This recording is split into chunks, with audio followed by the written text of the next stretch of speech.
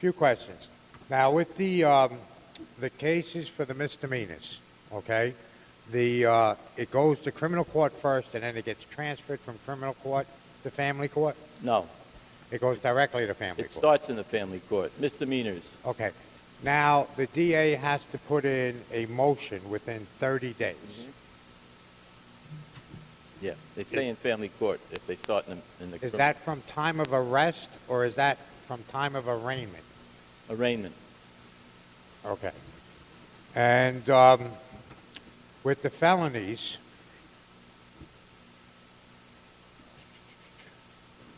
the evaluation, we have significant injury, right? Can you define what a significant injury is, please?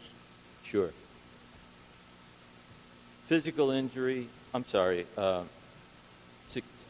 serious, where is it?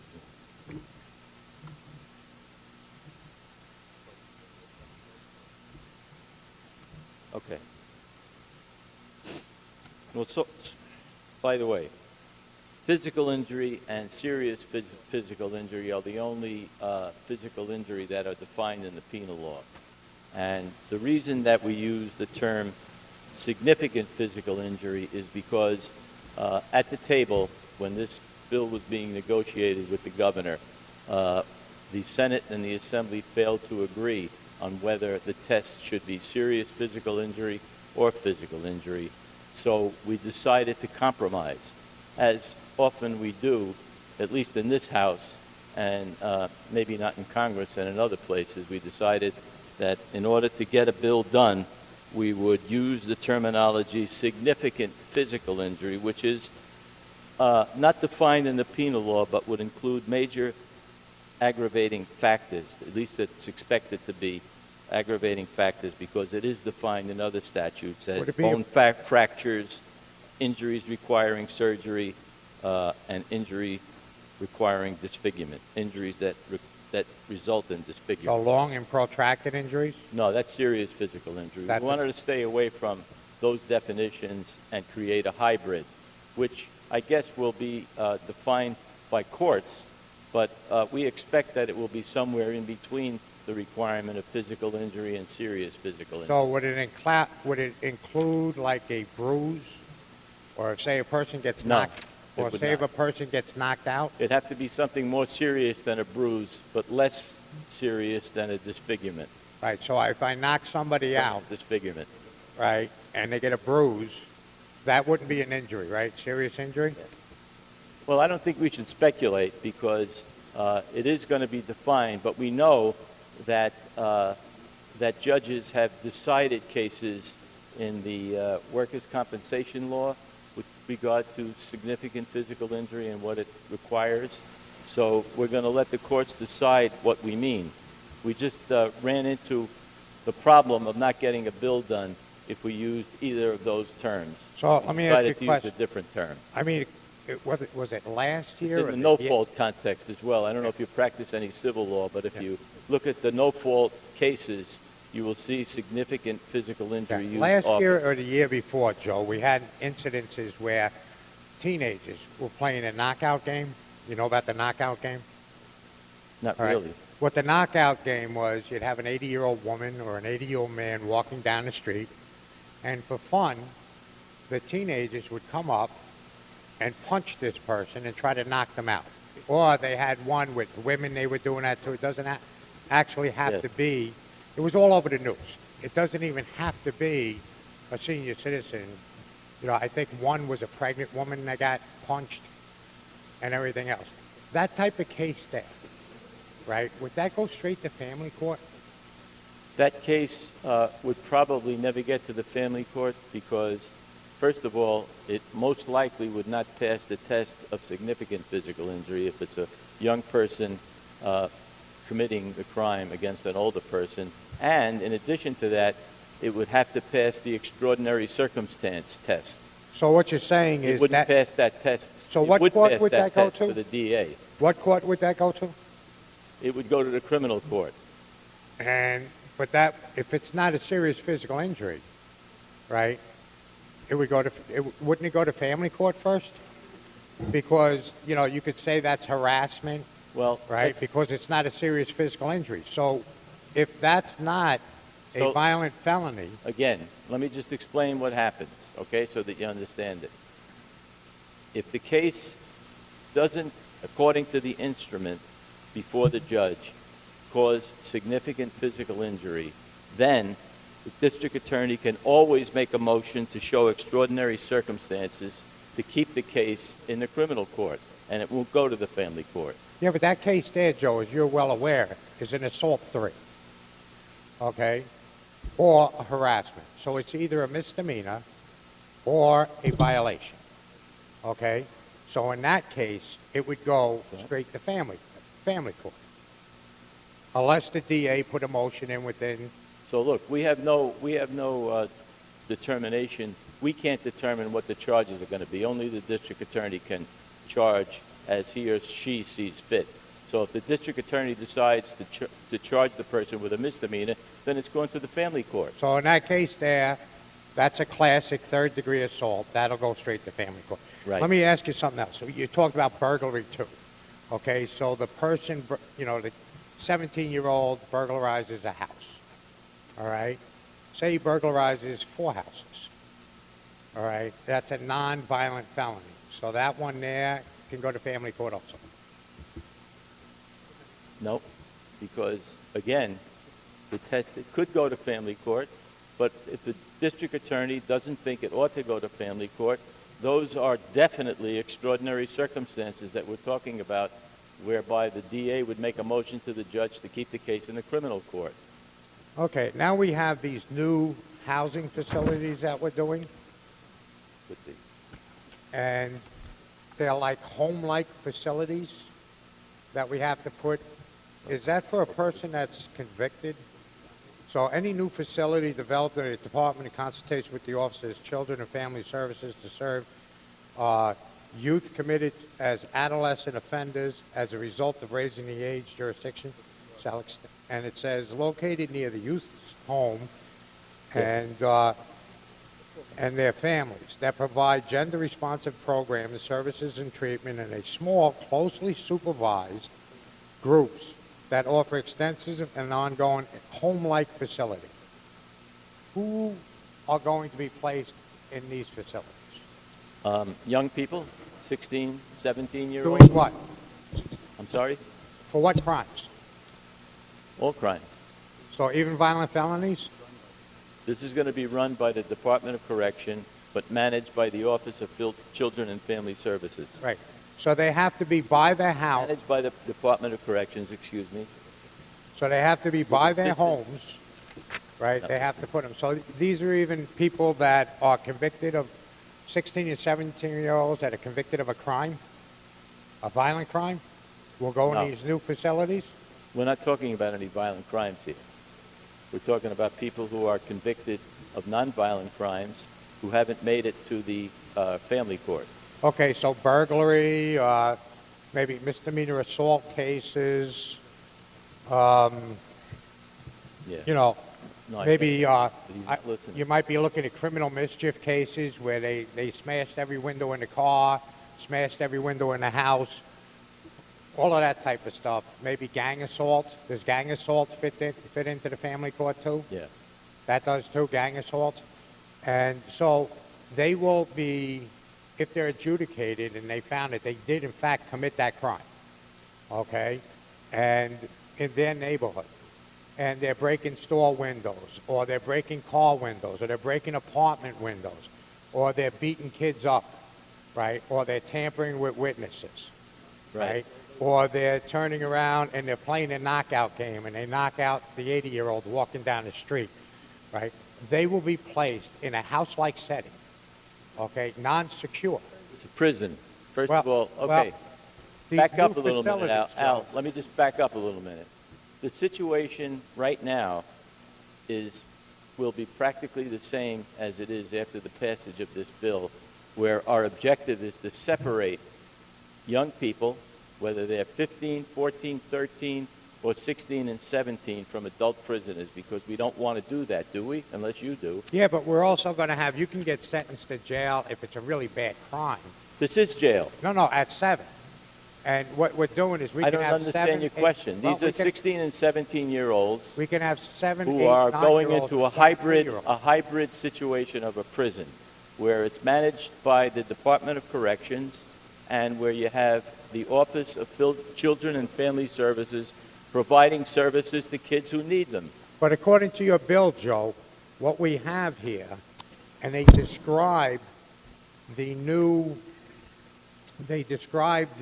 facilities, right? Any new facility developed by the department, you know, children's services resulting in raise the age to the extent possible, right? Located near the youth's home and families to provide gender, and it's supposed to be a home-like setting, okay? And they actually took out the word secure facility, right? And they just put facility. Right. So who are the ones That's that are not going to true. get set? It's not true. These are locked dorm type facilities. If you go to section 77 on page 243 of the bill, at the bottom, you'll see exactly what we're talking about. Enhanced security features and specially trained staff to serve the adolescent offenders sentenced to a determinate or indeterminate sentence. And the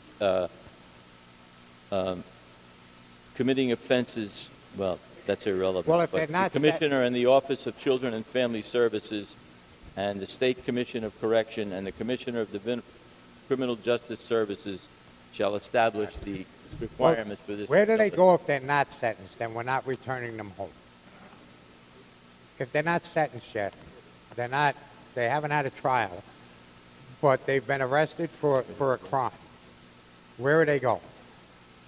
If they're sentenced to state prison time, they're going to Hudson Correctional No. Facility. They're not sentenced, Joe. They're going to court. Okay, they haven't been sentenced yet. They're negotiating. They're going to be Okay, in these secure detention facilities for young people. okay, and that's these new home-like places No. that's in Bill? Okay. And let me ask you a couple other questions.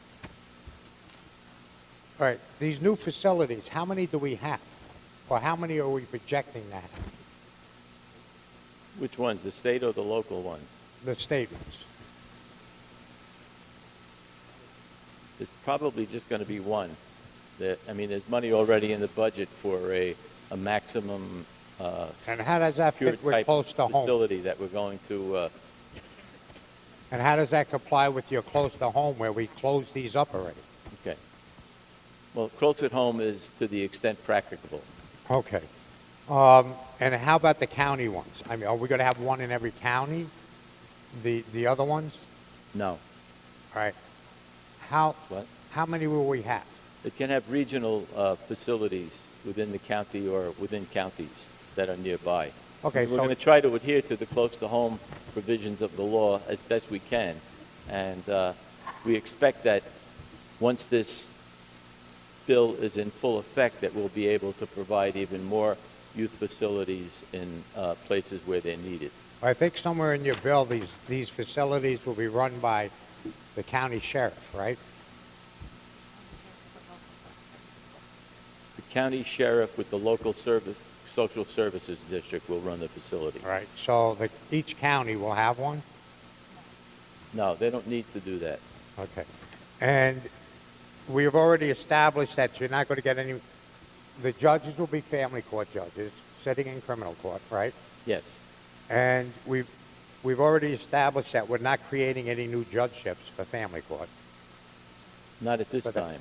And we're down 7,000 support staff in the court system. We heard that in the hearing. Yes. Okay, and we can't even get some of this stuff done in court now. I mean, in Nassau and Suffolk, they have a whole room full of cases that are just awaiting summary judgment, and they don't have the staff to process that. So where are we getting all these staff? Well, look, this is going to have to be a resource shift, and we're going to have to find the resources to do it. And as somebody once told me, where there's a will, there's a way. And that's exactly what we're going to, that's the principle we're going to abide by. Okay. And now we have here, J.O. commits second-degree murder, which could be murder of a police officer, right? First-degree rape, which could be a child under 10, Not removable. right? It's not removable. It stays in the criminal court. I'll have to come back, Joe, thanks. Mr. Graf, why do you rise? Will Mr. Ramos yield? Yes. Mr. Ramos, will you yield? Yes. Thanks, Joe. Mr. Ramos yields. Now, Phil, you're a retired police officer also. And you know that an assault, if I punch you, okay, and I give you a bruise or something like that, right, or some type of small injury, not a long and protracted injury, that would be a misdemeanor, correct? Yes. And under this here, misdemeanors go straight to family court, correct? Yes. Okay. So in that case here, you know, if that person is getting adjudicated as a youth, correct? Yes. Okay? Even though he's one day shy of his 18th birthday, we're going to treat him as if he's a child and not responsible for walking up and knocking out grandma walking down the street. Would you agree with that? No, I wouldn't, because the disinformation that I referred to is exactly what you just said, that that he would be treated as a child not responsible for what he did. Family court can remand young people to jail. But we're not. Isn't that right? But in that case, well, if you look at this bill, what we actually have is they're going to a youth facility. And one of the youth facilities, if I may, right, is what they say is smaller, home-like facilities located near the youth's home, okay? And that's in, let me see what section we got. I'm on page 244, I believe it is, of the bill. It's section 77, line 30. 77, I think it's B, line 30, okay, section 4. So we're not sticking them in like Rikers. Mr. Lenthal just described that this would be a prison Right. run by docs, not a home. Right. And if we're putting him in a family court, we're not convicting him of a crime, right? We're adjudicating him. So he doesn't have a conviction on his record. He has an adjudication. He doesn't have a criminal record. If you're putting him in family court, when you're dealing with a young person, it's a more corrective court as opposed to a punishing court, which serves society better. Right. Well, not necessarily, Phil, because are you aware that the New York State Select Committee on Crime did a whole report on this? And this was back in the 70s, and they took testimony. And what was happening is they actually lowered the age of a person that could be convicted of a crime and sent to jail, because at the time what was happening is teenagers were following senior citizens' homes, you know, and I know right here it wouldn't be under this one. They were pushing them in and doing burglaries, and they were beating up the senior citizens. So they were upset about that, and they couldn't charge these kids for that. But one of the things that the kids talked about, They couldn't charge those kids? they couldn't turn around and charge them in regular criminal court back then. This was like 1978. They reduced the age that they could charge a person in criminal court. Before we did the JO law. Right. So now what happened with this is when they took the testimony, and I'd be happy to share this with you, when they took the testimony of these so-called children that were 15 years old, what the statements that they made, well, look, we knew that we're under 16, so it didn't count. So we wouldn't get a criminal record, right? And that's why we did this. And then the other problem came about where they didn't have detention facilities. They didn't have facilities to put them because they didn't have the money. They robbed grandma, right?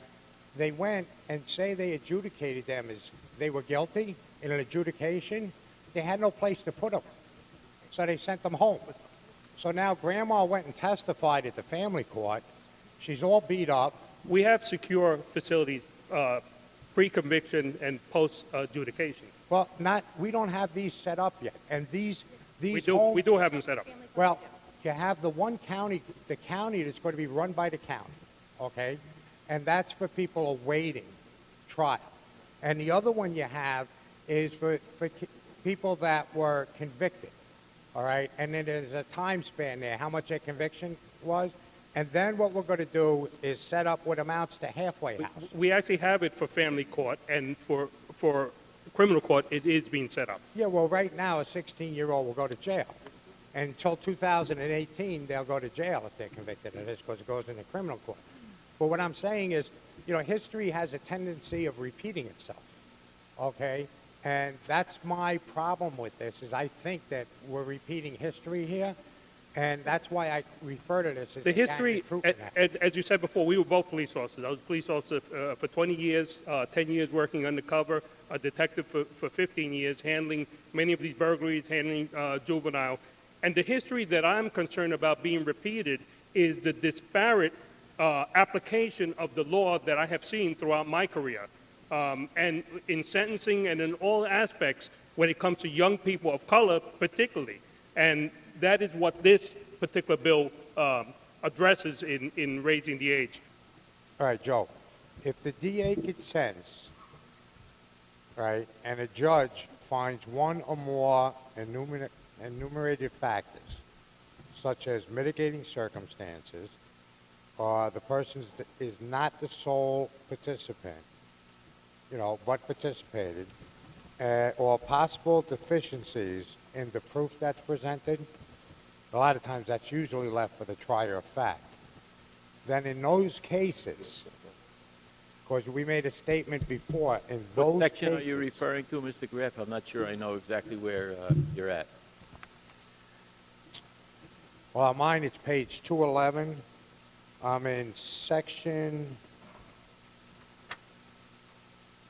722, I think it is 10,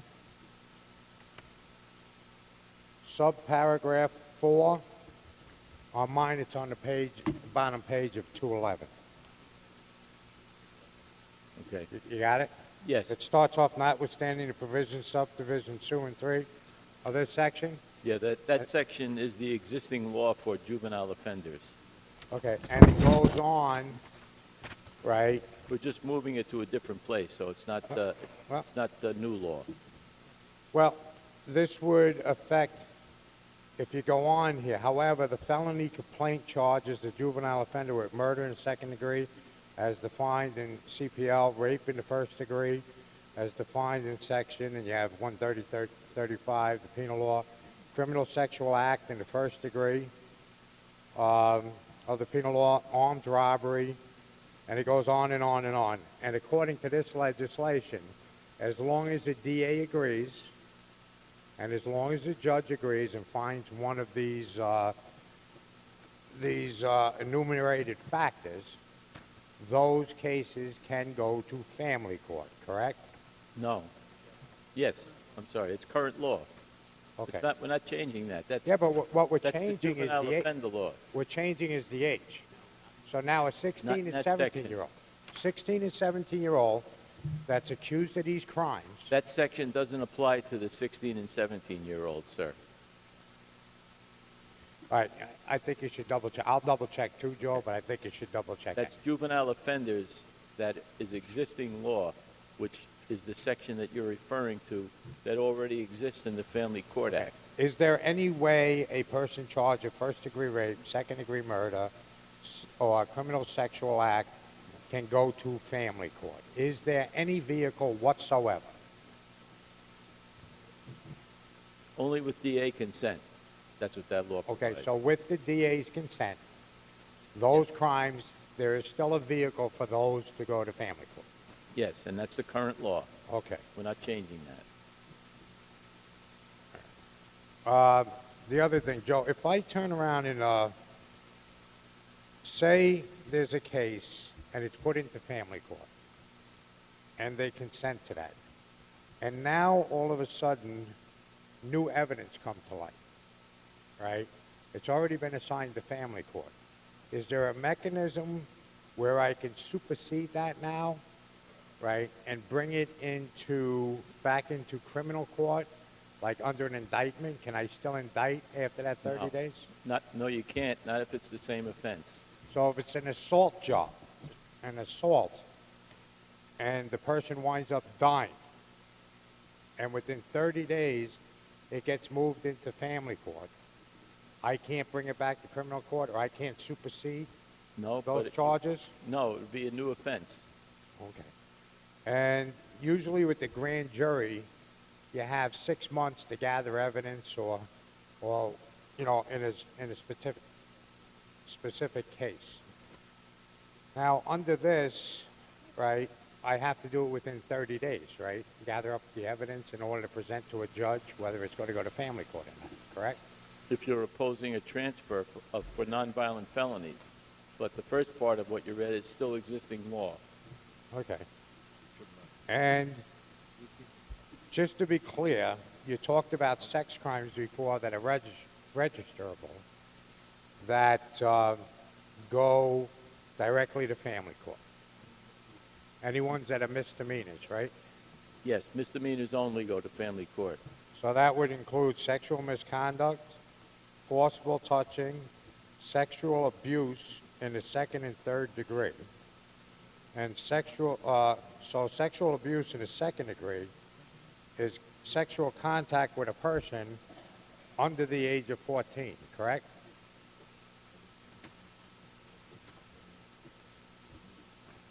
I don't know, I'd have to look at the section, but I'm assuming you're right if you have the section in front of you. 130-60.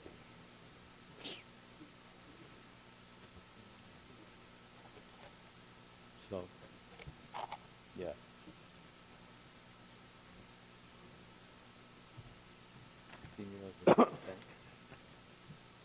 Yeah, just like sexual misconduct in the penal law, 16-year-olds would have a defense, and 14-year-olds. Well, it's under 14. It could be a 5-year-old. They're both underage. Yeah, it could be a 18-year or 1 day short of his 18th birthday. Not 18. One Not day 18. short of his 18th birthday. Right? Then And they're a not 5-year. 18, they're 17. Yes. And then you come into If you're sexual 1 day misconduct. short of your 18th birthday, Joe, you're still 17. True. Okay? So I if he's agree. 1 day short of his 18th birthday, and when you're saying under 14, I could be talking about a 3-year-old. I could be talking about a 4-year-old. Correct? No. So that's what it's Under 11, 14. it's still rape. It's first-degree rape under... No, we're talking 11. sexual abuse, Joe. That's sexual contact with a person, but under 14 years old. That's what the statute says. Under 14. 11 is first-degree rape, Okay. in the examples you gave. All right. So it could be a 13-year-old, a 12-year-old, an 11-year-old. Yeah. Okay. So But they're not in this because they're not in the family court. They're in the criminal court if they're 16. Well, this one here, if it's 11, if they're 17 and 364 days, and the victim is over 10, right? They go right to family court. So I have a 17-year-old having sex with an 11-year-old. Yeah. He'd go right to family court. Is that right? If it's a forcible act, it's rape. Well, they're not If saying it's this is more of a consensual act, statutory, right? It's a forcible. It's by forcible compulsion. It's rape. If it's not, then it could go to the family court. Yeah, and it's 17 and a half and an 11-year-old. Correct? No, if it's an 11-year-old, So it's 10, rape. 10 and under is rape. Is first 11 degree and rape. under, it's rape, Okay. and it's a felony. It's usually 10. So it's 10 to years. 10 to years. Yeah. Yes. 10 to years means 10 and under. So that would Felony. be 11. It's a felony. Okay. It's not going to the family court under this bill. Thanks, Joe. On the bill. On the bill, Mr. You know, we've heard today, we're sitting there talking about the misguided youth who just happens to commit all these crimes in his neighborhood, and we should give him a second chance, maybe a third chance, maybe a fourth chance. And we've heard about how it's not his fault. Maybe he ate too many Twinkies when he was a kid, too much sugar, or any number of reasons. But today, what we're trying to do, and when you look at this entire section of the bill, which is right here, there's the bill. Out of this whole bill, one paragraph talks about the victim.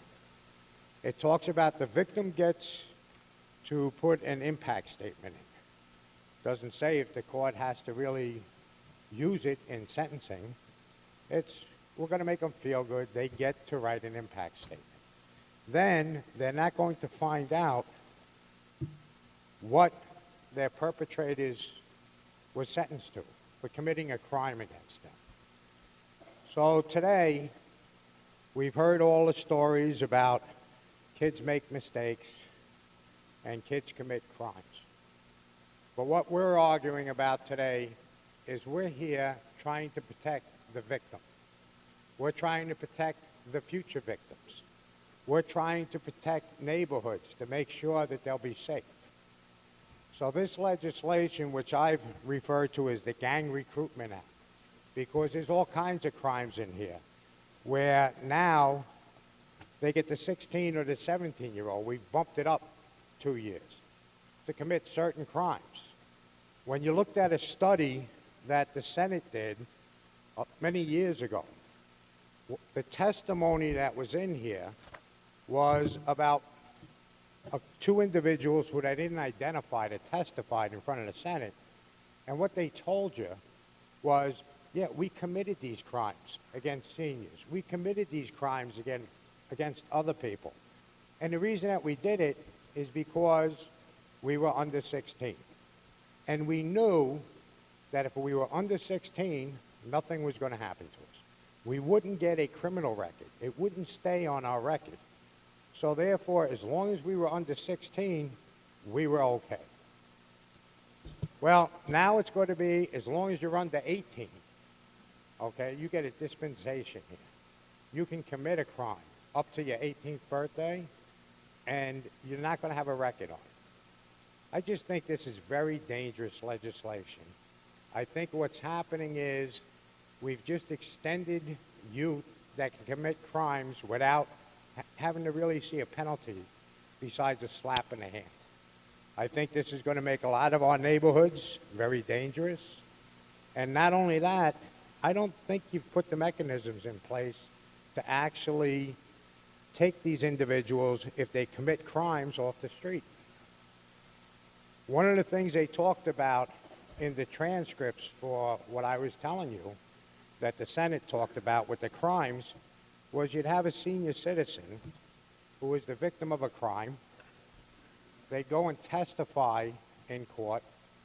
There would be an adjudication, and in their mind, the person that made them a victim was found guilty. And what happened was they went home, went to the local grocery store, and there's their perpetrator already out, doing the same thing again. All right, because they had no place to put them. So I think that sometimes history repeats itself, and we're allowing history to repeat itself once again.